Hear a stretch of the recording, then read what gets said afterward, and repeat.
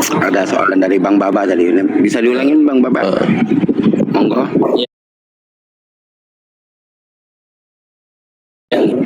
Ya, cara tips yang paling baik untuk tetap mengingat Allah. Nah, maksud saya menghadirkan kema'rifatullah di dalam sholat itu bagaimana caranya Bang Azwa? Seperti itu.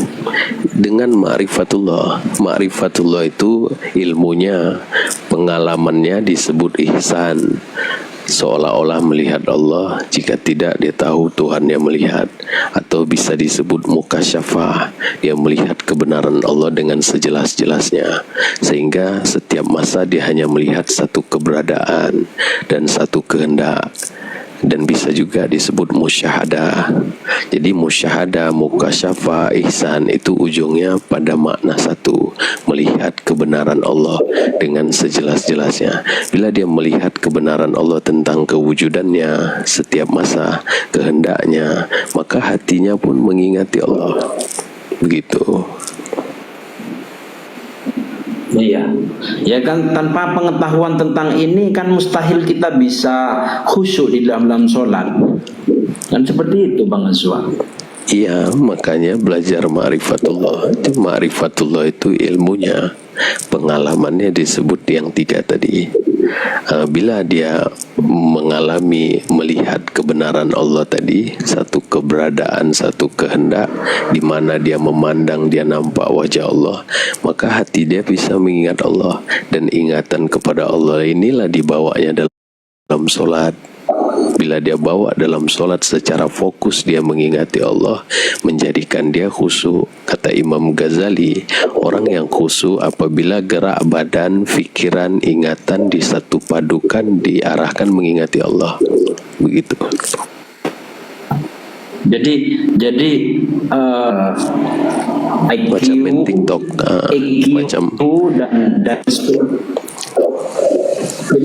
macam spiritual, TikTok, motorik juga penuhnya ya.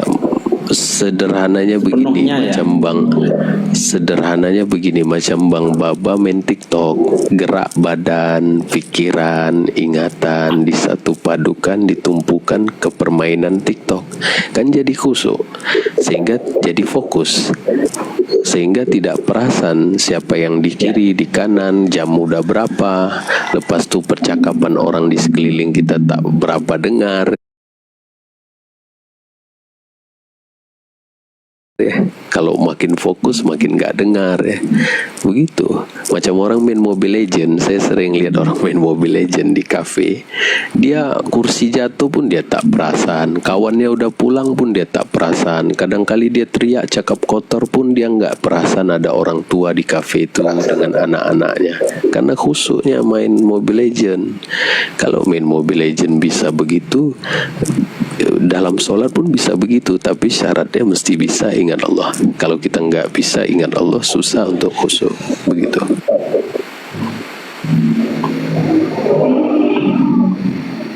Oke Bang.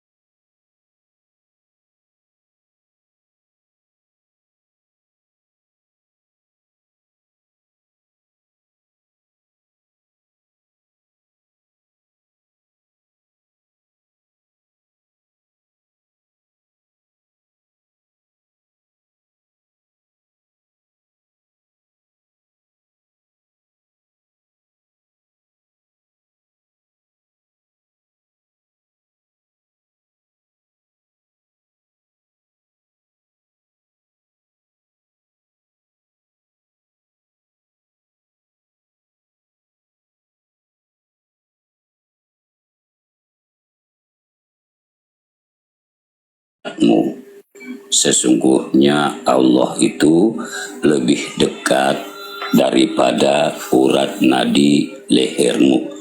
Iya toh Bang, begitu ya. Lah sekarang begini, kalau Allah sudah lebih dekat dari urat nadi leher, perlukah kita mendekat kepadanya lagi?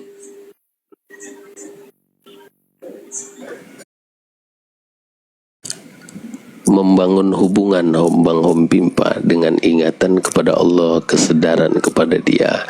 Kita dekat sama istri kita, kadang kita nggak ingat dia di rumah, nggak sadar dia di rumah, sibuk main handphone. Gitu. Jadi pemaknaannya itu membangun hubungan gitu.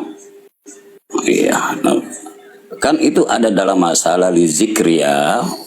Lizikri mengingat, ya mengingat itu kan ada lizikri, tapi sekarang ini yang Hom Pimpa bingung itu, Allah itu lebih dekat dari urat nadi.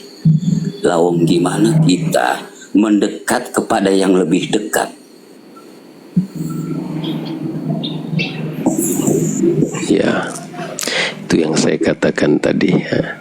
Kebenaran dia dekat itu sangat nyata, tapi seseorang tidak menyadarinya, tidak membangun hubungan dengan ingatan kepada dia, kesedaran kepada dia, begitu. Maka dengan ma'rifatullah lah seseorang itu membawa dia kepada hubungan langsung kepada Tuhannya, dimanapun, duduk, berdiri, baring, main TikTok, bisa, nggak masalah. Makanya amalan yang paling mudah untuk dikerjakan dalam Islam, dalam apapun ya, amalan yang sangat ringan untuk dikerjakan adalah ingatan kepada Allah, karena dia bisa dimanapun dan gak perlu tenaga untuk ingat. Coba kita ingat mantan, ingat kekasih, ingat orang tua, ingat, tidak perlu pakai tenaga untuk ingat. Iya, tapi di dalam surat Al-Insyikak itu kan ada ayat 6. Insyikak itu mengatakan, Allah berfirman, inilah hasil kerja kerasmu. Jadi kita dalam hal ini harus bekerja keras. Insyikak ayat 6 itu jelas Allah mengatakan, inilah hasil kerja kerasmu sehingga engkau bisa menemuiku. Jadi di muka bumi ini kita diperintah oleh Allah kan untuk bekerja keras untuk menemuinya. Insyikak itu mengatakan. Jadi kira-kira bagaimana kerja keras kita di dalam usul atau menemui Allah? Ya jelas di muka bumi ini kita nggak bisa nemui Allah, tapi makrifat mengenal Allah bisa ya, Bang Hom Pimpa bisa mengenal Allah di muka bumi ini lewat ciptaan-ciptaan Dia, lewat keindahan-keindahan Dia, sehingga Hom Pimpa bisa memahami segala sesuatu yang ada itu diadakan oleh Allah. Kalau tidak ada Allah, mana mungkin tercipta dalam bentuk Rahman Rahimnya. Ya toh. Tapi ini masalah perjumpaan, kita harus bekerja keras. Bekerja keras, nah gitu. Nah, ini kan diperintah, inilah hasil kerja kerasmu. Nah, pengertian kerja keras itu gimana kira-kira di muka bumi ini?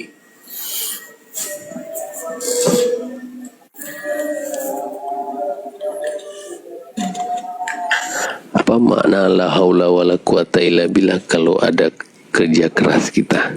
Dia yang susunkan. Seseorang itu sungguh-sungguh menuntut ilmu, sungguh-sungguh mencari pengenalan kepada Tuhan. Dia yang tetapkan. Segala sesuatu terjadi atas izin dan kehendak Dia. Itu makna la haula wala quwata. Termasuk waktu kita dengar hayyalus sholat, mari kita sholat, kita jawab la haula ya. Karena kalau Dia tak izinkan, kita berat untuk berangkat. Iya, jadi ya, kita semua itu atas kehendak Allah ya. Kita bertobat, tobatnya dari Allah. Kita sholatnya atas kehendak Allah gitu. Semua itu atas izin Allah. Ya, atas izin Allah. Lah sekarang baik dan buruk itu sudah menjadi suatu sunatullah. Jadi fujuraha wa taqwaha. Allah yang menyediakan jalan dua ini ya. Nah, tidak mungkin kalau Allah tidak sediakan jalan fujurat, tidak mungkin ada orang melalui situ. Tapi kenapa Allah menciptakan dua jalan ini? Sedangkan Allah itu menghendaki kita berbuat baik. Kenapa dia ciptakan dua jalan ini? Gitu.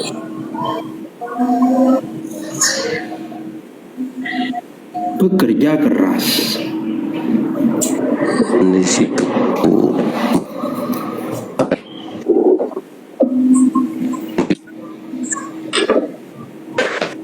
dan seseorang mengarah ke ujur atau ke takwa, dia yang mengilhamkan.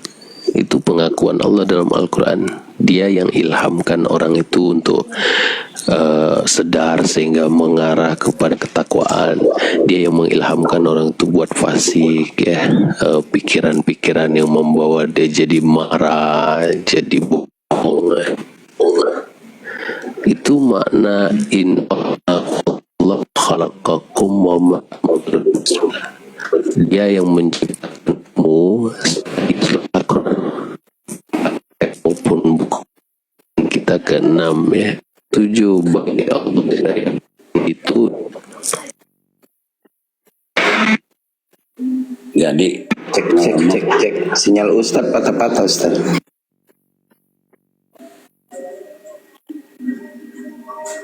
Ya, sinyalnya baru mati lampu. Berarti sinyal saya memang. Ada satu lagi Ustadz, tadi aku nyimak ya, Hompi 4 menyimak tadi tentang masalah penciptaan. Segala sesuatu yang baharu itu akan hancur. Ya toh. Segala sesuatu yang baharu, termasuk ruh itu baharu ya Ustadz. Gitu. Allah.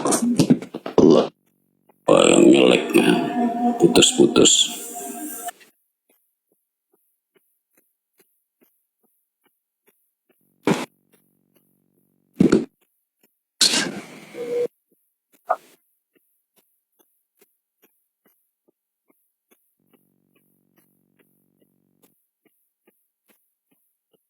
Iya, iya.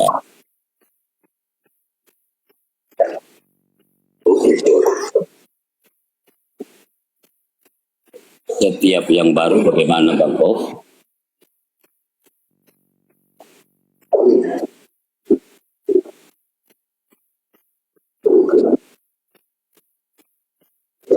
Wajah Allah. Iya. Ada yang wayabaqahu Rabbi, wajah Rabbi yang abadi, wajah Allah, wajah Allah. Mau roh, mau apalah, ars, mau sidratul muntaha, binasa. Semua ya Bang Bob ya akan hancur ya. Karena ya kalau diciptakan berarti diawali. Kalau sesuatu yang berawal diawali pasti akan berakhir. Karena yang paling akhir nggak boleh ada yang lain. Jadi kalau hancur berarti siapa yang digantikan oleh Allah yang hidup abadi di surga itu? Kan kekal. Hidup di surga itu kekal. Hidup di neraka itu kekal. Gitu ya. Sekarang kalau ruh itu hancur, kalau ruh itu dia yang awal pasti ada yang akhir. Dia segala sesuatu yang diawali pasti ada akhir. Ruh ini adalah sesuatu yang baharu. Dan sekarang yang menempati surga ini itu kira-kira apa? Kalau ruh itu hancur, ruh itu binasa. Jadi kalau Allah itu kekalnya disebut yang ada kan tinggal wajah Allah. Betul. Udah. Surga neraka pun hancur, walaupun diksinya tuh kholidina fiha abada, walaupun dia kekal.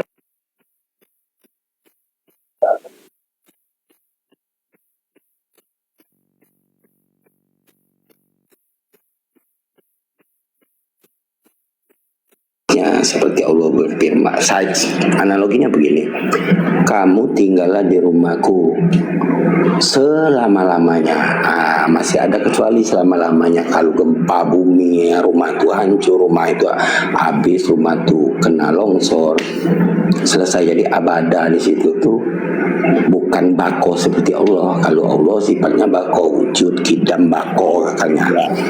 Aku mikir gini Semua mesti binasa. Aku mikir begini, kalau dengan narasinya begitu, Bang Of ya. Sekarang umpamanya ini permisalan gempa bumi di neraka, gempa bumi di surga, hancur. Lantas mau kemana semua itu? Innalillahi wa inna ilaihi raji'un. Semua Kembali kepada Allah. Begitu. kembali kepada Allah, ya.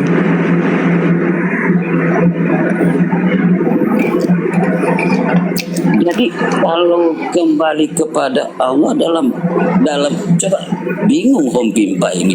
Kalau kembali kepada Allah tempatnya dia kembali itu di mana, kan sudah hancur. Kalau sudah hancur, sudah binasa, ya sudah habis. Nah sekarang Ya, kembali kepada balik. Allah, berarti ada. Balik ahad lagi dia, balik tunggal lagi. Kecuali dia pengen buka cerita yang baru kan. Tapi sinyal Ustadz udah baik Ustadz.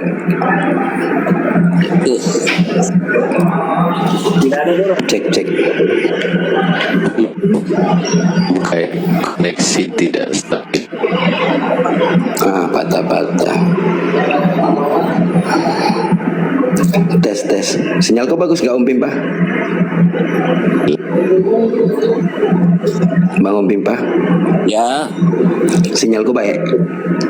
ya bagus. Berarti sinyal masih patah-patah. Nggak bisa bacakan soalan itu. Soalan apa? Dari sahabat akhwat.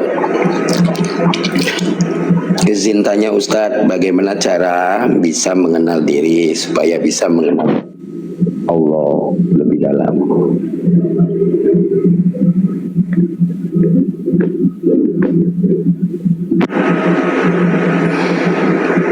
Jadi itu Bang Op ya, aku kadang-kala bingung-bingungnya aku di situ kalau aku mulai membuka-buka kitab. Jadi tambah bingung lagi aku setelah mendengar narasi dari Bang Op ya. Segala sesuatu akan hancur binasa lawong sekarang. Itu bukan narasi saya, Al-Quran itu surat Al-Qasas ayat berapa? 88 kalau nggak salah. Surat Al-Qasas 88 ada itu, bukan dari saya itu. Aku segala sesuatu yang diciptakan itu akan binasa semuanya lawong. Apa sih? Baru kita ini yang sudah dijanjikan oleh Allah hidup kekal. Kalau udah dibinasakan semua itu mau kemana? Kepada Allah. Nah sekarang segala sesuatu di luar daripada Allah penciptaan hancur juga. Kita mau nempati mana? Bingung emangnya. Tapi redaksi Al-Quran berkata begitu, kullu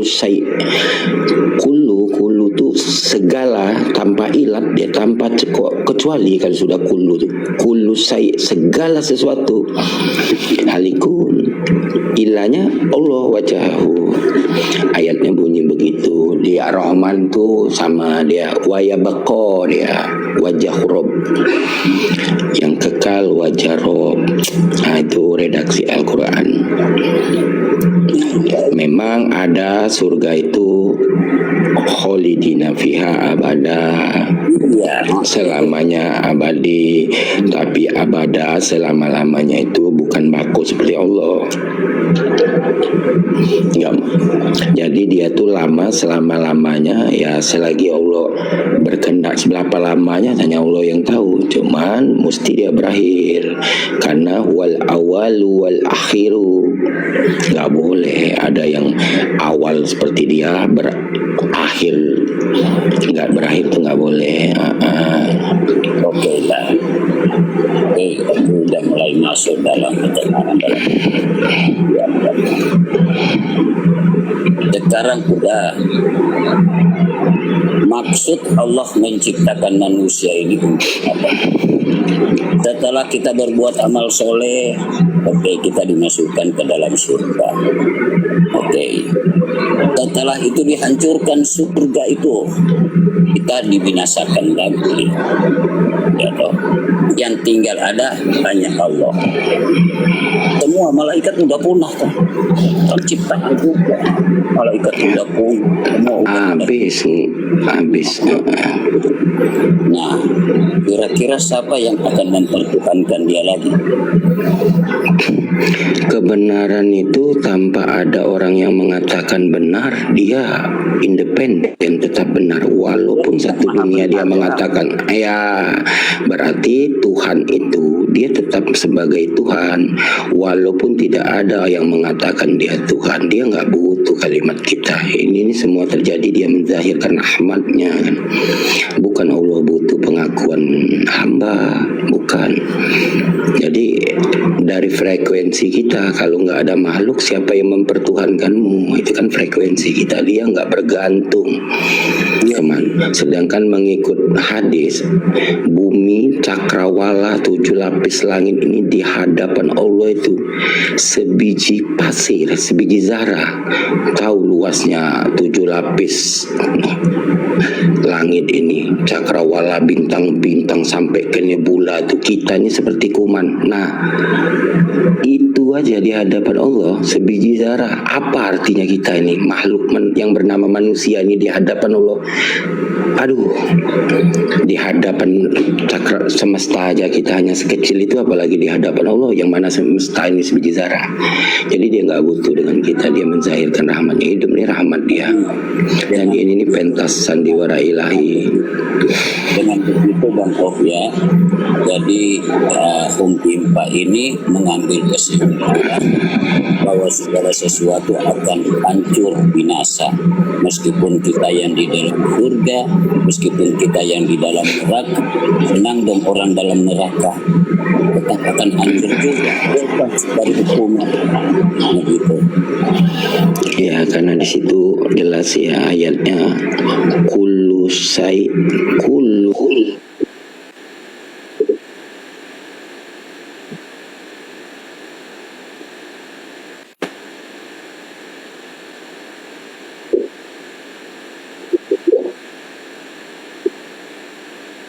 Enggak, iya.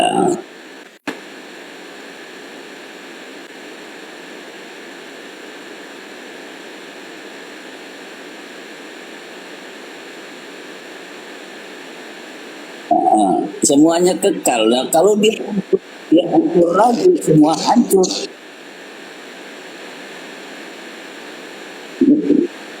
Betul. Itu yang jadi pemikiran Om Pimpa di situ. Kalau hancur semua, senang dong orang di neraka. Wow, itu. Kita yang sudah bekerja keras di muka bumi dengan mereka yang berleha-leha, yang mengerjakan maksiat, ya ujung-ujungnya hancur juga semua.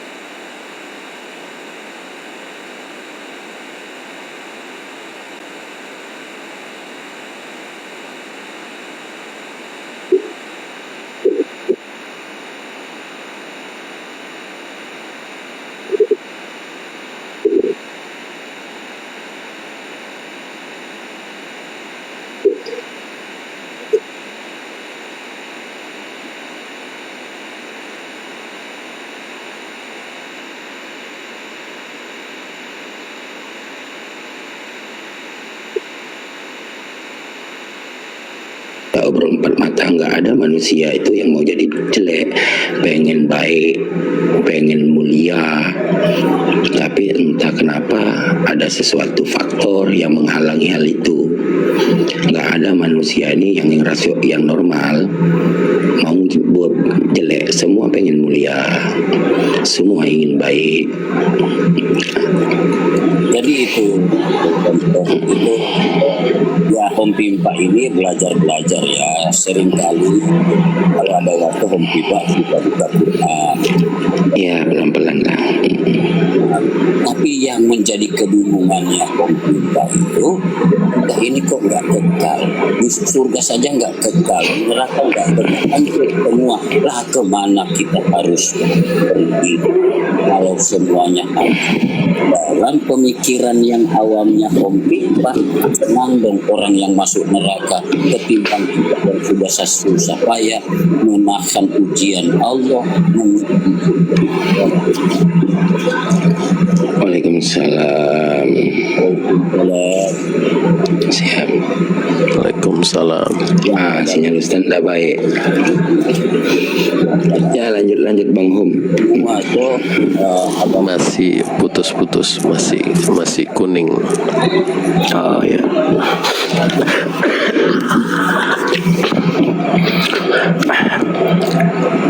oh ini Bang Hanan bilang ikhlas Bang Om, ikhlas. Lah iya ikhlas. Nah kita yang ikhlas dengan yang di neraka nggak ikhlas, sama-sama hancur. Memang banyak yang nggak terima ya, alam akan berakhir ya. Iya. Kita mesti terima kalau kita ini ciptaan itu berawal dan akan berakhir. Itu jadi Om Pimpa ini Surga juga, surga neraka ciptaan berawal dan pun akan berakhir. Itu konsekuensi logis segala sesuatu yang baharu, segala sesuatu yang ada setelah Allah. Karena diadakan, dia bergantung kepada yang mendahuluinya sebagai masa atau penggerak utama yang mengadakan semuanya. Maka kalau dia bergantung kepada yang ada sebenarnya bermakna bersifat baharu. Segala sesuatu yang baharu mengikut Nabi Isa alaihissalam berawal dan akan berakhir. Dan itu sudah ditafsirkan oleh Rasulullah. Makna dia yang awal pada permulaan hanya dia saja yang ada, nggak boleh ada apapun bersamanya.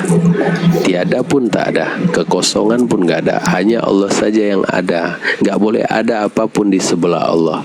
Makanya dia disifatkan huwal awalu, dialah permulaan. Nggak ada di sebelah Allah, nggak ada yang lebih awal di sebelah Allah atau yang bersama Allah, yang sebelum Allah. Nggak boleh, hanya dia saja yang ada permulaan. Maka dia disifatkan dia yang awal. Begitu juga dia yang akhir. Nggak boleh ada yang akhir bersama Allah. Kalau ada yang akhir juga bersama Allah, nggak bisa disebut Allah itu dia yang akhir. Ada surga di sebelahnya Allah. Ada dua keberadaan di akhirnya, maknanya tumbang tauhid, dia yang akhir. Jadi gini, kita kembali lagi pada ayat ya Abang Ajwa ya. Kita kembali lagi karena ini temanya ma'rifat sains dan Tuhan. Ya. Kita kembali lagi. Ini panggilan Allah dong. Ya Tuhan nafsu mutmainah irji ila rabbih. Kembalilah kamu kepadaku. Nah sekarang kalau hancur ngapain kita kembali? Kembalinya nggak langsung hancur, kan kembalinya dibangkitkan dulu di yaumul ba'as, yaumul mizan, yaumul hisab. Pas nikmati surga sampai puas, sampai 20 tahun kan mati langsung hancur. Ya, irji ila robbi. Ya, sambungannya kan masuk surga dulu. Iya, rodiyatan maradiyah, dengan keridaan ya dan diridoi. Disuruh masuklah dalam jamaahku, lalu masuklah dalam surgaku. Masuklah dalam jamaah. Jadi nggak langsung hancur. Ya, hamba-hambaku, lalu masuklah dalam surgaku. Wadkhuli fi jannah, taman. Jadi masuklah kamu di dalam tamanku. Lah taman ini akan hancur, Bang. Ciptaan Ya, itu. tapi dinikmati dulu. Semua ya, nikmati surga dulu. Tapi kekekalan surga itu tidak sama dengan kekalnya Allah. Gak sama. Kekalnya surga dia bersyarat, ada akhirnya. Dia akan berakhir. Sedangkan Allah dialah yang menjadi akhirnya. Gak ada yang lain di sebelah Allah. Iya, oke lah. Ini pertanyaan yang sangat mendasar lagi, Bang Ajwaya. Saya mencari keadilan Allah. Sekarang orang yang meninggal puluhan tahun sebelum kita, sedangkan kiamat umpamanya tinggal 10 tahun umpamanya. Kiamat tinggal 10 tahun. Sekarang mereka itu sesuai dengan amal mereka mendapat azab kubur. Nah, kita yang meninggal di akhir-akhir ini dekat kiamat cuman dapat siksaan berapa tahun? Saya nggak masuk akal. Iya dong. Saya nggak meyakini siksa kubur, nggak masuk akal. Masuk neraka pun saya nggak meyakini. Oh, Apalagi siksa kubur. gitu. Nggak mungkin semuanya udah ditetapkan. Kalau kita setuju permulaannya satu keberadaan, maka konsekuensi logisnya satu kuasa, segala sesuatu terjadi atas kehendak dia, atas izin dia, dan dari awal sampai akhir udah semua ditetapkan ya, mengikut peranannya masing-masing. Dalam Al-Quran dikatakan kamu tinggal mengikut kitab yang tergantung di lehermu sehingga hari kebangkitan. Seorang tuh akan ikut buku kehidupannya masing-masing sampai dia mati. Kalau semuanya udah tetapkan kan artinya peranan masing-masing berperan mengikut ketetapan Allah. Macam mana dimasukkan neraka? Karena lakonan dia.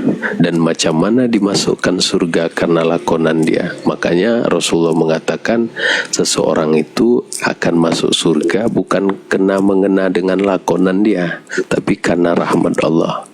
Dia ada 100 rahmat, satu rahmat dia beri di dunia, sehingga kita beramal ini karena satu rahmat tadi yang teraktualisasi.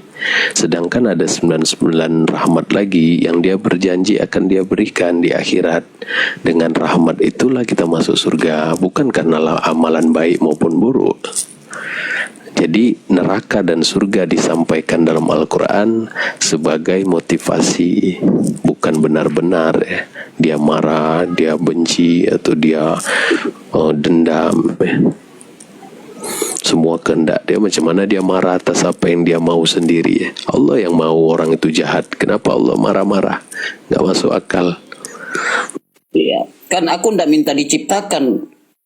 Ya toh, kan maunya dia aku lahir. Ya, makanya macam mana kita menalar bahwasanya Allah marah, dia yang mau kita tercipta. Jadi gak masuk di akal kita mengatakan Allah marah pada orang jahat, Allah marah pada orang ini. Gak ada. Dia ghadab itu adalah sifat yang baik, yang mana untuk menyadarkan atau untuk mengajar agar hasilnya tujuan penciptaan, yaitu manusia menikmati rahmat dia atau karunia daripada hidup. Begitu. Sekarang gini Bang Ajwa, aku menikmati semua rahmat Allah. Ya, aku menikmati semua rahmat Allah ini di muka bumi. Aku bisa naik mobil, aku bisa. Assalamualaikum warahmatullahi wabarakatuh. Waalaikumsalam. Sedikit memotong pembicaraannya ini, saya ucapkan salam ya kan. Iya. Sekalian salam kenal, saya dari Sumatera Selatan. Alhamdulillah. Alhamdulillah. Allahumma sholli wa sallim wa barik alaih. Aku setiap menemukan nama Muhammad atau mendengar nama itu diucapkan, selalu aku ini dengan salawat. Jadi itu jadi bahan pemikiran aku itu, karena aku orang yang belajar, aku tidak menyia-nyiakan waktu. Di mana ada waktu luang, Al-Quran itu jangan sampai berdebu ya, jangan sampai berdebu. Home Pimpa selalu buka. biar cuman 1-2 ayat itu Om Pimpa. Assalamualaikum. Salam kenal semuanya ini, Pak Ustaz. Ya, sekejap ya, biar Bang Hom habiskan dulu ya, sahabat-sahabat. Di situ. Kadang Bang Hom Pimpa itu ikut kajian dari kaum Salafi. Ya, mereka mengundang, ikut kajian, dengar. Setiba di rumah, Hom Pimpa buka Quran, apa yang mereka katakan, Om Pimpa itu tidak mau meyakini kalau Om Pimpa belum lihat. Gitu, buka Quran, ini penjelasan di sana, Quran ayat begini, aku buka lagi di sini. Aku membeli beberapa tafsir Al-Quran ya, Om Pimpa itu dari tafsir ini mengatakan begini, tafsir ini mengatakan begini, yang ini begini. Begitu lagi terjemahan gitu. Ini yang kadangkala, sedangkan Quran itu mengatakan zalikal kitabu la roiba fi, jangan ada keraguan. Lah sekarang dengan ini menimbulkan satu pemikiran buat Om Pimpa. Bang Hom, kita mengikuti teks Al-Quran atau makna Al-Quran? Ya, jadi di situ, jadi kan aku Om Pimpa ini kan bukan orang Arab, jadi tidak paham dengan bahasa Arab. Om Pimpa melihat arti. Ya udah ada terjemahannya, tapi kita maknakan menggunakan akal. Dan akal itu bisa melihat kebenaran apa yang terkandung dalam Al-Quran. Makanya Allah berfirman, la takhfu ma laysa laka bihil ilim. Kamu jangan ikut sesuatu, jangan mengikut satu perkara sedang kamu nggak ada ilmunya. Untuk kita memahami ilmunya atau melihat kebenarannya, ya dengan akal. Untuk melihat makna kebenaran Al-Quran. Jadi jangan apa yang dikatakan Al-Quran langsung diyakini, mana boleh. Itu Al-Quran sendiri mengatakan jangan kamu ikut satu perkara tanpa ilmunya. Ya, harus melihat dengan akal, pikiran, mata, kepala ya. Kalau nggak bisa dengan kolbu ya. Tunggu Bang Muhammad, Bang Hom udah habis. Nah, jadi pemikiran Om Pimpa itu selalu ada, kadangkala ya Bang Azwa ya, kadangkala Om Pimpa itu melihat ayat serta membaca artinya, semisal begini. Ini kembali kepada tadi pembicaraan kita sholat ya. Ara'aital ladzi yukadzibu bitin fadzalikal ladzi yad'ul yatim wa la yahudu ala ta'amil miskin fawailul limusallin alladzina hum an salatihim sahun. Ya, yang tadi dikaji tadi tentang masalah celakalah orang-orang yang sholat, yaitu orang-orang yang lalai. Pemikiran Om Pimpa begini, apa sih sholat itu? Inna sholata tanha anil fahsya'i wal munkar. Sholat itu dapat mencegah perbuatan yang keji dan mungkar. Lah sekarang ara'aital ladzi yukadzibu bidin. Kita ini disuruh beragama, tapi Allah bilang, tahukah kamu orang yang mendustakan agama? Siapa? Orang yang tidak memberi, orang yang menghardi anak yatim dan tidak memberi makan orang miskin, maka celakalah mereka yang sholat, yaitu lalai. Lalainya itu di mana? Sholat itu tiang agama. Lawang sekarang kita mendirikan sholat. Ara'aital ladzi. Lah kita sudah berdusta. Kalau kita tidak ya Om Pimpa tidak mengasihani anak yatim dan tidak memberi makan orang miskin. Gitu. Sehingga dikatakan oleh Tuhan itu celakalah. Fawailuli. Itu. Yaitu orang yang lalainya itu di mana kira-kira, karena tidak memberi makan atau sehingga jadi penuh. Balik fokus ke tema boleh Bang Hom, berkenaan bahasan kita ketuhanan yang kemana-mana, nanti kita lari kemana-mana ya. Karena kita sampai azan maghrib, insya Allah. Ya insya Allah gitu. Jadi itu Bang Honda, itu kadangkala ini cuman curhatan aja dalam masalah Om Pimpa ini orang awam, kemudian Om Pimpa itu orang yang maulah mempelajari tentang ketuhanan, yang mau mempelajari tentang kehidupan yang akan datang, bukan kehidupan di bumi ini.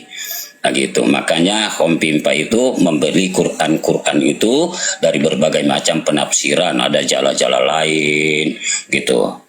Nah, di situ Om Pimpa belajar. Gitu. Ya, oke. Saya ke Bang Ferry atau Bang Anissa, Bang Jali atau Bang Dedi atau Bang Babao, sahabat sakti. Kalau ada yang mau diketahui atau ada yang dibagikan atau ada yang mau didiskusikan, boleh. Saya mute dulu Bang Ajwa ya. Ya, boleh.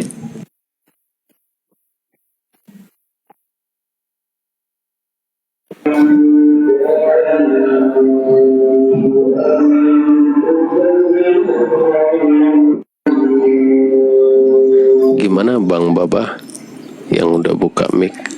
Atau ini ada yang baru naik, Bang Anissa atau Bang Ferry, Bang Jali? Salatlah melihat Allah. Salatlah seolah-olah kita melihat Allah. Itu menghadirkan mata batin yang melihat Allah itu bagaimana, Bang Ajwa. Ini makna metafor. Sedangkan Rasul saja ya, Rasul saja ya. Mi'raj itu gak, yang ke bahasan yang tadi nggak bisa melihat Allah. Laksana ciptaannya akan hancur ketika Allah itu menempatkan melihat dengan langsung. Itu melihat dengan langsung. Iya. Jadi kita melihatnya dengan mata hati. Iya. Bukan melihat secara langsung. Yang dibahas tadi sebelumnya melihat secara langsung nggak bisa. Kalau melihat dengan mata hati itu yang Rasulullah katakan seolah-olah melihat. Jika tidak, ketahuilah dia melihat. Seperti kita melihat medan magnet, melalui sifat-sifat keberadaannya kita ketahui keberadaan medan magnet. Sehingga kita melihat medan magnet tadi, ada kekuatan yang hadir yang menggerakkan kompas. Walaupun kita nggak bisa melihat secara langsung, tapi dengan mata hati kita bisa melihatnya karena kita sudah ada ilmunya. Kalau nggak mungkin kompas bergerak. Ada kekuatan yang hadir yang menggerakkan kompas atau gelombang elektromagnetik, yaitu sinyal. Kita tahu ada sinyal, kita bisa lihat, oh saya nggak ada sinyal, saya lihat nih nggak ada sinyal, melalui sifat keberadaannya. Dari balok-balok itu, oh baloknya banyak, bagus sinyalnya. Baloknya sedikit, wah ini sinyalnya lemah ya. Jadi bukan melihat secara langsung. Iya, maksud saya itu. Jadi yang tadi terkait hadis yang hadis maudhu itu tadi, ini gimana ini berkaitan dengan hal ini?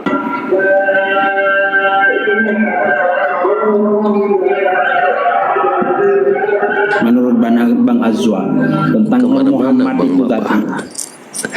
Kenapa dengan Nur Muhammad? Tadi udah kita jelaskan Nur Muhammad itu fahamannya hadisnya hadis palsu. Udah tadi udah dijelaskan. Pada Bang Baba ada disimak atau gimana? Iya, maksud saya menghadirkan seolah-olah kita melihat Allah di dalam sholat itu kan merupakan suatu bentuk pengejawantahan kita, pelaksanaan kita di dalam kemakrifatan Allah itu sendiri yang melekat kepada makhluknya, kan seperti itu. Tadi ada yang saya beritahu, mesti ada ilmunya. Ilmunya disebut ma'rifatullah. Ma'rifatullah itu ilmu pengenalan kepada Allah. Pengalamannya atau yang dialami adalah ihsan. Seolah-olah melihat Allah, jika tidak ketahuilah dia melihat. Jadi ilmunya disebut ma'rifatullah, bisa juga disebut ilmu mukasyafa oleh Imam Ghazali, bisa juga disebut ilmu yakin. sehingga kita bisa melihat kebenaran Allah secara yakin dengan mata hati tentang kewujudannya atau keesaannya atau kebesarannya. Jadi penerapan misalnya di dalam sholat, ya untuk kita melihat kebenaran Allah tadi tentang kewujudannya, ya kita mesti ada ilmunya dulu, kita pelajari. Ilmunya disebut ma'rifatullah. Begitu.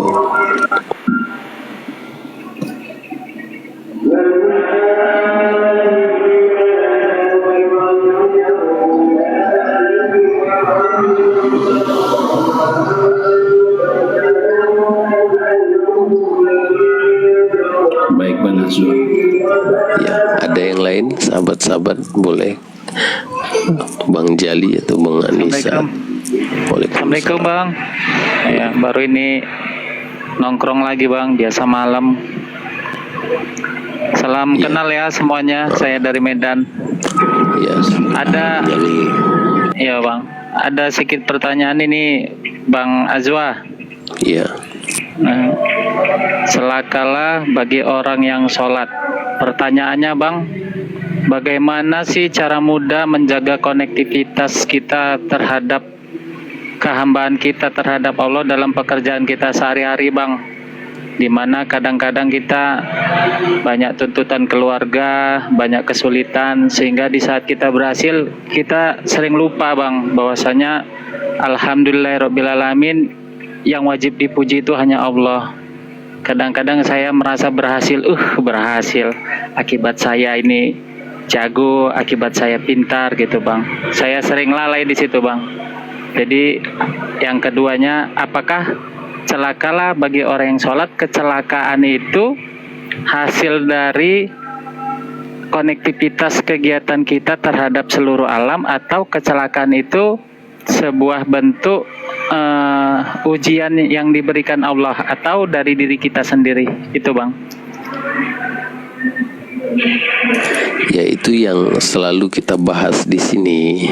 Untuk mengamalkan sesuatu apapun, dimulai permulaannya dengan ma'rifatullah, pengenalan kepada Allah, sehingga seorang melihat kebenarannya tentang kewujudannya atau keesaannya atau kebesarannya. Jadi kuncinya di ma'rifatullah. Sehingga dari ma'rifatullah ini, ketika dia melihat kebenaran Allah, satu kewujudan setiap masa, satu kehendak, maka membawa dia kepada apa? Kepada sifat ketakwaan. Misalnya seperti keadilan, kejujuran, kasih sayang, keikhlasan. Itu adalah buah dari pengenalan kepada Allah. Ketika dia melihat kebenaran, satu keberadaan dan satu kehendak, sehingga kalau dia mengalami sesuatu yang buruk, dia tidak berputus asa, karena dia tahu daripada Allah. Allah yang menetapkan, Allah yang mengizinkan. Dia balik kepada Tuhannya dengan berkata innalillahi wa inna ilaihi rajiun. Yang dia dapat, dia tidak terlalu senang karena dia teringat pada Allah, satu keberadaan, satu kehendak. Maka dia berkata alhamdulillah. Dia tidak angkat dada, tunjuk diri, sombong. Yang belum terjadi dia tidak mempastikan atau menetapkan. Dia berkata insya Allah, jika Allah kehendaki, jika sudah ada tulisannya, sehingga dia nggak kecewa jadi marah. Kenapa ini nggak terjadi, kan saya sudah rancang bagus-bagus, kenapa ini jadi marah, semua orang dihantam. Jadi dengan ma'rifatullah lah, sehingga ada akhlak manusia itu berjalan di muka bumi ini dengan benar. Jadi kuncinya di ma'rifatullah. Tapi selalu kita mengabaikan ma'rifatullah, itu yang jadi masalah. Begitu. Paham Bang. Makasih Bang, lanjut Bang.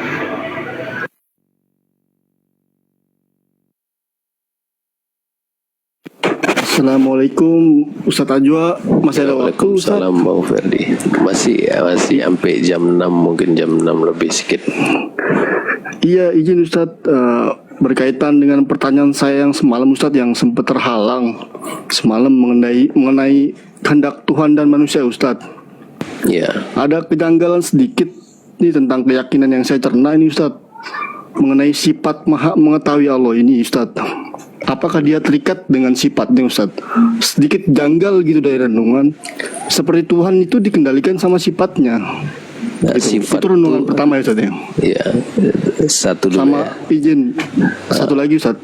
Ya. Di dalam sifatnya Allah Maha Sabar itu ada batasnya atau tidak Ustaz? Makasih Ustaz Tajwa ya, mohon izin. Ya, jadi sifat itu bergantung pada diri. Kalau misalnya Allah ya, Allah entitas yang tak terbatas, maka sifat yang mengikutinya wajib tak terbatas. Jadi sifat itu yang bergantung, bukan Allah bergantung pada sifatnya. Contoh Bang Ferdi terbatas, maka sifat yang mengikutinya bergantung pada sifat pada diri Bang Ferdi. Diri Bang Ferdi terbatas, maka disifatkan akan berakhir. Bang Ferdi disifatkan misalnya melihatnya nggak bisa terlalu dekat, terlalu jauh. Jadi sifat itu wajib kepada, misalnya Bang Ferdi terbatas, maka sifat itu mengikutinya wajib terbatas. Allah tak terbatas, maka sifat yang mengikutinya wajib tak terbatas, maha sabar. Tapi sedikit ya Ustadz, mohon izin ya. Saya juga sempat mikir ya Ustadz ya, kalau dia tidak terbatas ya Ustadz ya dalam maha sabarnya, mungkin dunia ini nggak akan kiamat gitu ya. Ini pikiran saya gitu ya, karena kan sabar banget gitu kan. Berarti kan saya menyimpulkan, oh berarti ada batasnya juga ya maha sabarnya gitu. Karena ini mungkin renungan saya aja Ustadz ya. Mohon pencerahannya gitu Ustadz. Sabar itu lawan katanya apa? Marah. Mungkinkah Allah benar-benar marah ketika semua ini kehendak dia? Nggak mungkin. Maka tentu segala sesuatu terjadi atas kehendak dia, atas izin dia. Maka macam mana kita meyakini dia marah?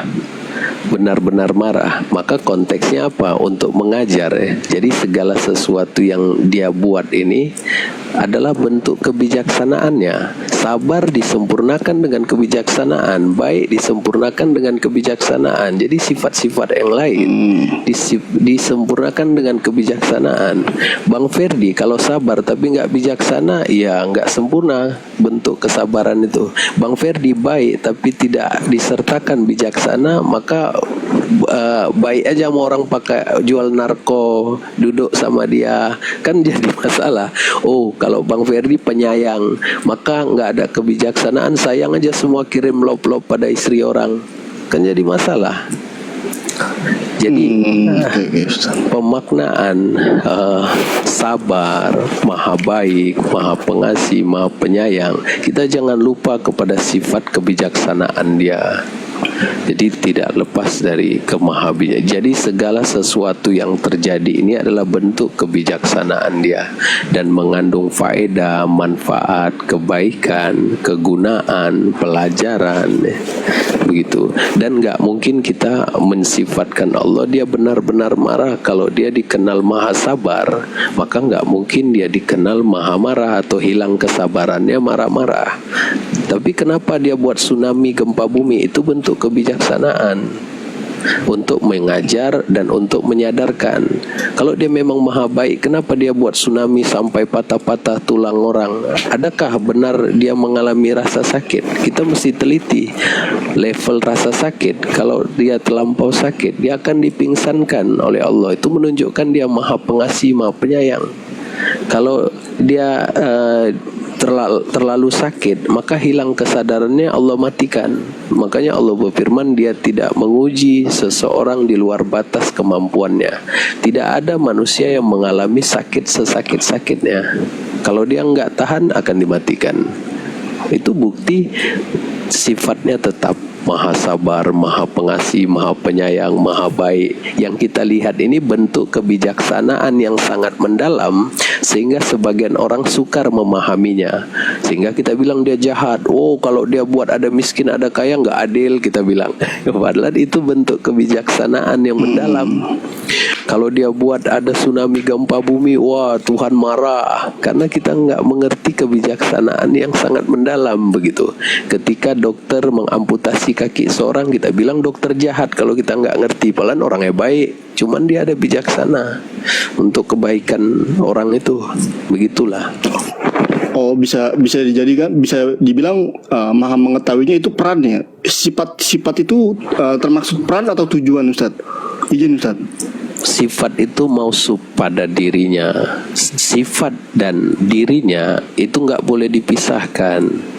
Jadi kalau sifat yang melekat pada diri Allah itu mausuf, bermakna laisa kamitsli syai'un, nggak bisa kita gambarkan, rupakan, umpamakan. Kalau sifat mengetahui yang ada pada Bang Perdi itu kan sifat ciptaan, bukan sifat Allah. Sifat Allah maha mengetahui, nggak sama dengan mengetahui. Mengetahui bisa saya gambar, Bang Perdi mengetahui dengan mata, dengan telinga. Bang Perdi mengetahui kalau jaraknya dia melihat terlalu dekat nggak bisa, terlalu jauh nggak bisa. Bisa saya gambar. Jadi sifat itu mausuf, laisa kamitsli syai'un.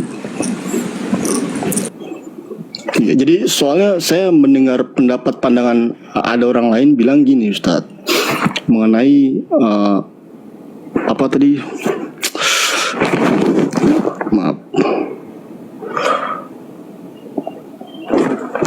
Sifatnya itu bukan daripada tujuan, Ustadz. Dibilang seperti itu. Itu hanya peran. Peran itu ibarat bisa tergonta-ganti karena kita aja punya hak peran untuk membolak-balikan diri atau hati. Sini, gitu ya. saya beritahu ya. Dari awal sampai akhir Allah tahu nggak? Dari awal penciptaan tahu ya.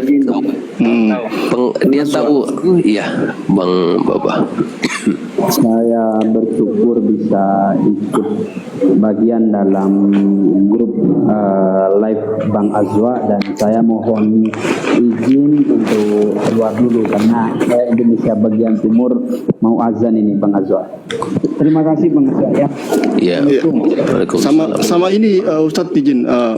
Ada juga yang bilang katanya sifat maha sabar Tuhan itu terbatas bagi kita gitu. Enggak terbatas bagi kita. Bagi dirinya itu terbatas. Dibilang gitu, Ustaz. Saya terangkan, saya nggak layani yang begitu. Kalau dia nggak tahu asasnya, dasar kalau dia nggak setuju Allah itu tak terbatas, maka sifat yang mengikutinya pun jadi terbatas.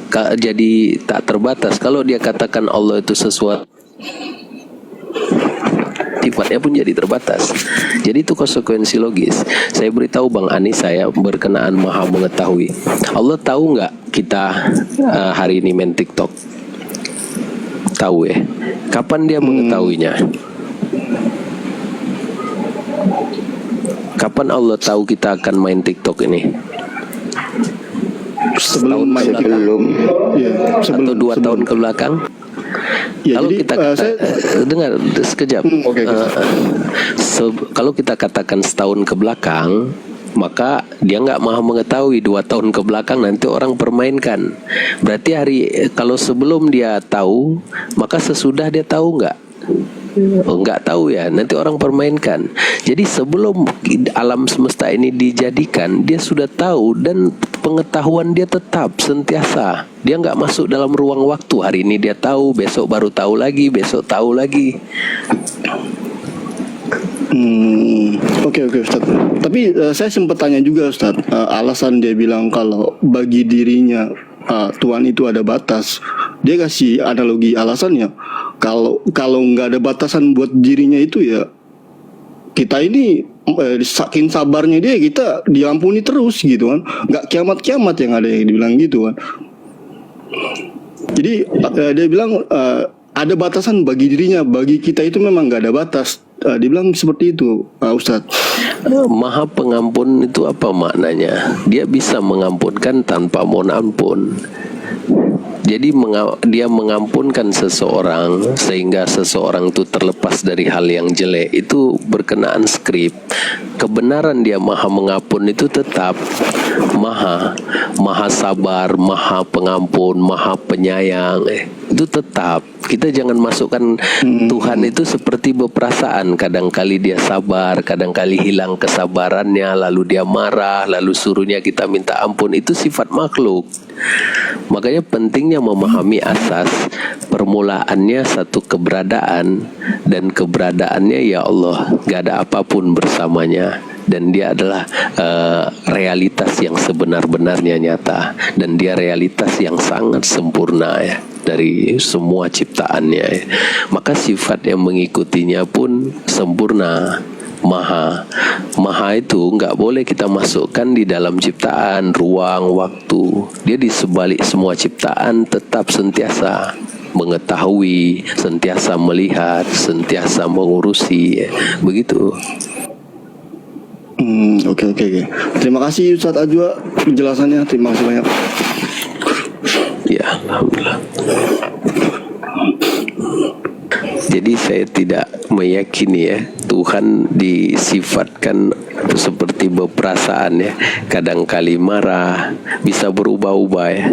Kadang-kali senyum, kadang-kali merungut, kadang-kali itu sifat makhluk kalau kita katakan gitu. Ya, sama satu lagi Ustadz, sorry maaf, sama analogi yang kemarin saya sempat dengar itu Ustadz yang mengenai kita memiliki tangan yang bergerak ya Ustadz ya. Jadi atas izin dia ya. Semua atas izin ya. Iya, jadi kadang saya juga mikir Ustadz ya. Memang tangan ini punya dia ya Ustadz ya, tapi kan dia nggak punya tangan gitu ya. Jadi yang bergerak ini bukannya saya gitu Ustadz ya. Karena kan dia nggak memiliki tangan kan. Tangan ini ciptaan dia, terciptanya atas izin dia, atas kehendak dia, termasuk lakonan tangan, dan tangan menjadi sebab rusaknya alam. Itu semua dia yang buat. Dia yang buat, dia yang mengizinkan, dan dia ini alam semesta ini drawing ataupun animasi buatan Tuhan. Dia yang membuat animasi setan, dia yang membuat animasi manusia sekaligus tugasnya, lakonannya. Ini semua buatan dia dari awal sampai akhir sudah siap. Dia buat, tinggal ditekan play macam satu CD, dan dia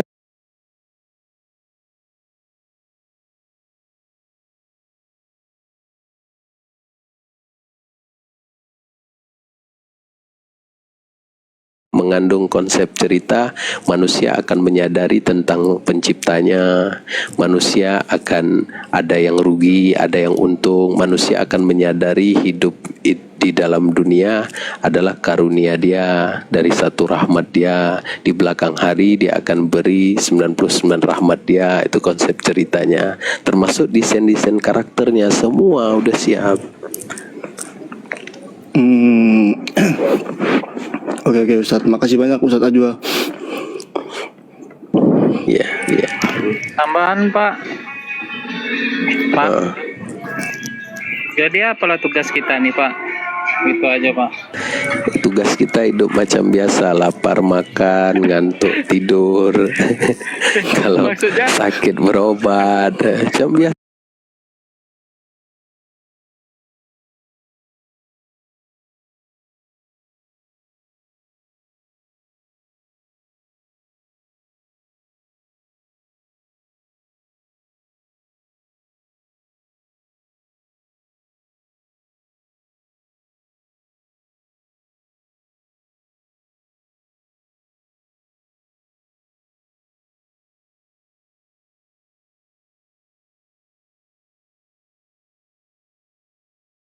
Bagian kita nggak bisa buat.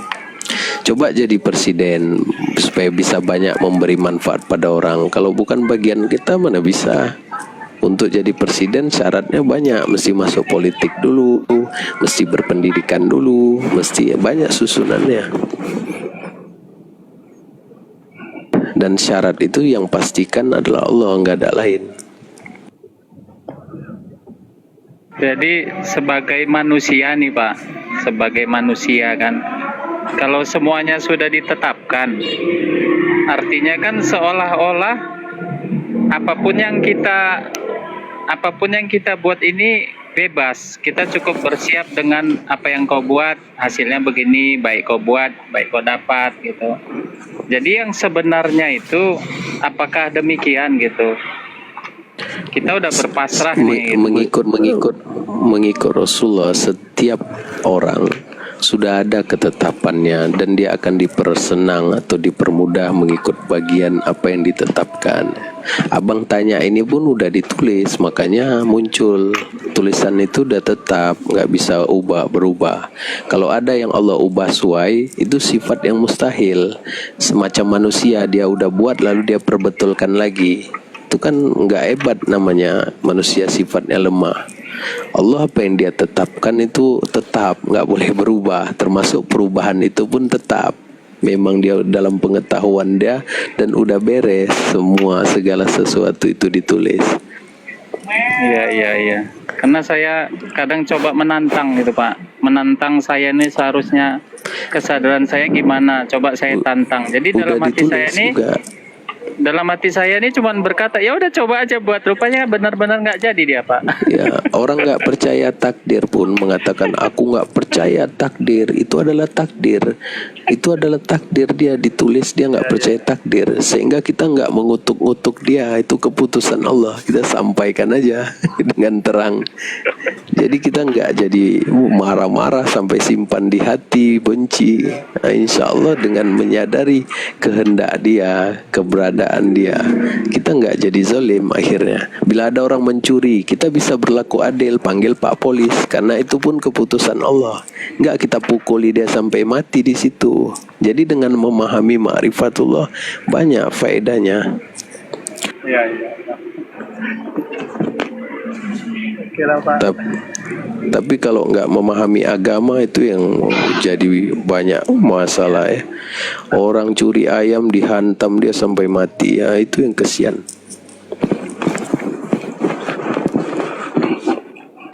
Assalamualaikum Ustaz. Waalaikumsalam Bang Ful. Ustaz izin Ustaz. Ya Bang, gimana?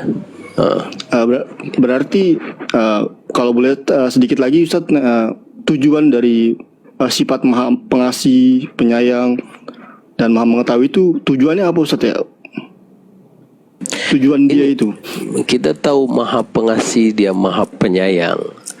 Ini kita lihat nih, segala sesuatu yang kita alami di dunia ini adalah bentuk rahmat dia, bentuk kasih sayang dia. Sehingga di dalam cerita kita akan menyadari, oh benarlah dia. Kita tinggal membenarkan dia, benarlah dia Maha Pengasih, Maha Penyayang. Dan ini adalah satu rahmat dia, ada bentuk karunia satu rahmat dia. Dia berjanji ada 99 rahmat lagi setelah kematian. Bila kita sampai ke rahmat 99 itu, semuanya betul-betul yakin ya, nggak ada keraguan ya. Memang dia Maha Pengasih, Maha Penyayang. Oke, makasih Ustaz. Iya, alhamdulillah. Gimana Bang Fulan?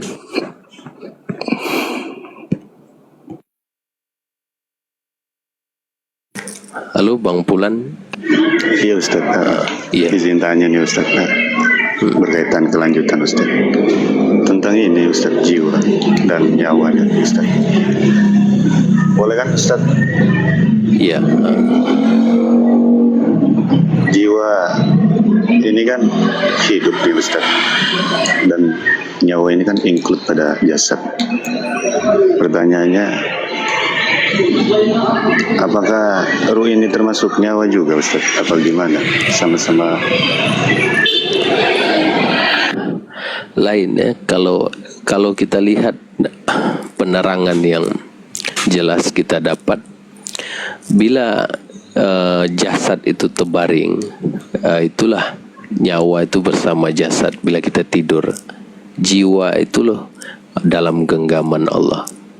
Dalam genggaman itu bila minda turun ke dada dan ruh menjadi mikro, kecil, menyatu dengan minda atau dengan hati menjadi jiwa, itu yang kita bilang digenggam ya. Maka yang terbaring sehingga kita ngorok, itu jasad dan nyawa ya. Sehingga masih bernafas, sehingga jantung masih berdetak, itu menunjukkan keberadaan nyawa. Jadi lain. Jadi Ya Ustaz, jadi kan ketika ruh dan hati ini sepadu Ustaz, bisa wisata kan Ustaz. Ya, Dia kan OBI. hidup juga tuh. Saya pakai kode etik aja lah Ustaz. Wisata kan Ustaz. Itu kan sama hidup tuh Ustaz. Sedangkan jasad ini kan dengan nyawa nih, dia ngorok ya, bernafas. Pertanyaannya sama-sama hidup gitu Ustaz. Itu bagaimana penguraian Ustaz? Ya, karena fungsi nyawa ini untuk jasad untuk menghidupkan jasad supaya jiwa bisa berlakon di dalam jasad, karena jasad itu diberi nyawa.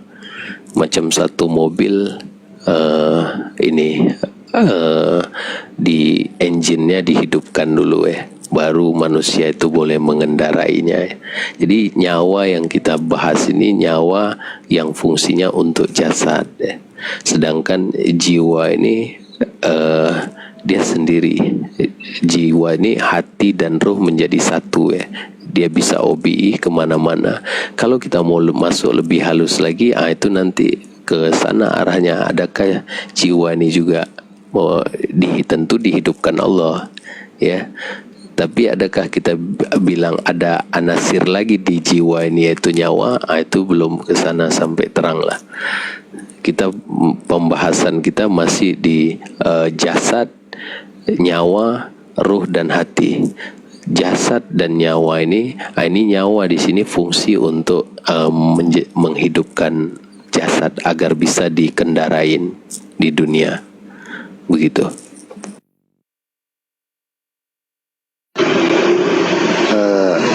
Iya.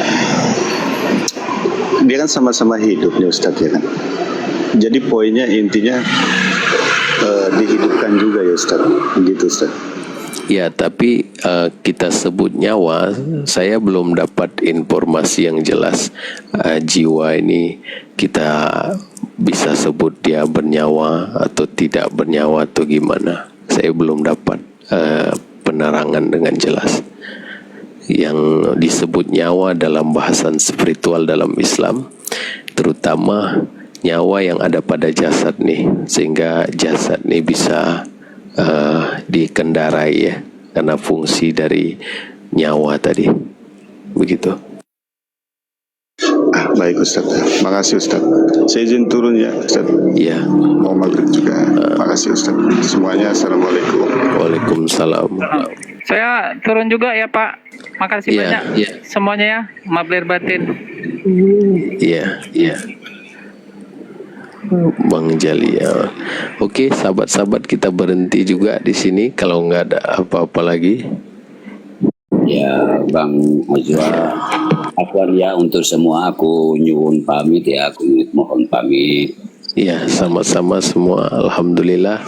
Terima kasih sahabat-sahabat semua di atas, sahabat di bawah yang udah bantu-bantu support tap-tap dan gift-nya semuanya yang juga tak dapat disebut satu-satu.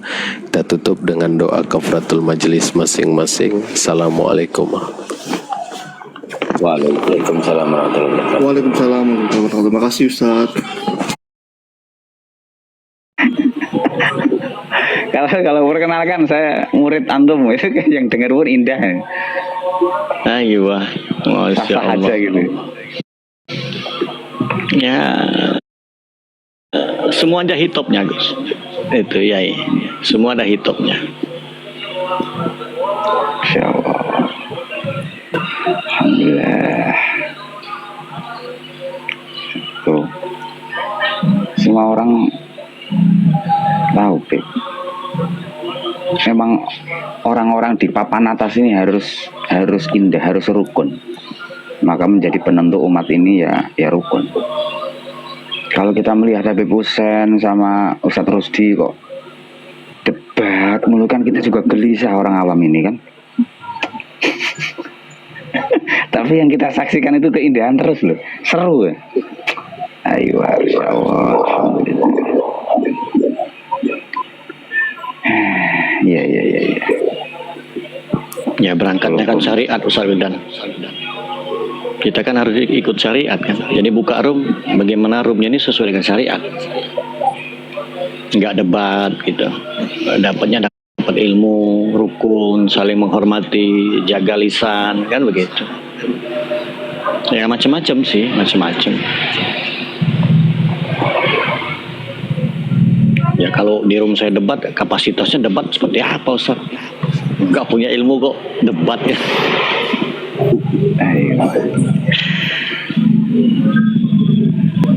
Jadi kolokum yang hadir ya, kita ini sering sekali dibicarakan di belakang kita oleh orang lain ya. Apa itu? Kita ini akan sering dibicarakan oleh orang lain di belakang kita, yang membicarakan tentang kebaikan kita. Banyak itu yang kita nggak tahu. Dan berarti paling tidak kebaikan kita bisa ditiru. Habib kan nggak tahu juga di belakang Habib siapa yang selalu membicarakan kebaikan Habib. Ada banyak. Ya siapapun kita punya kebaikan pasti akan dibicarakan orang, dan itu perintah Nabi. Apa sih kebaikan Habib kalau kita mau buka di sini di depan orangnya? Ya banyak. Dengan barokahnya Habib Husain buka room, banyak loh kita saling mengenal, Bib. Ketemu orang-orang soleh, orang-orang cinta ilmu. Ayo, ini Habib Husain ini kulukum, nggak sembarangan nih. Tolong di follow ya kalau belum follow. Follow dulu ah. Iya. Tuh langsung di follow. Iya. Ayo. Tinggal di mana sih, Bib? Apa Bib? Di Palembang, Om Batu. Oh sekarang ini di Palembang? Ya di Palembang.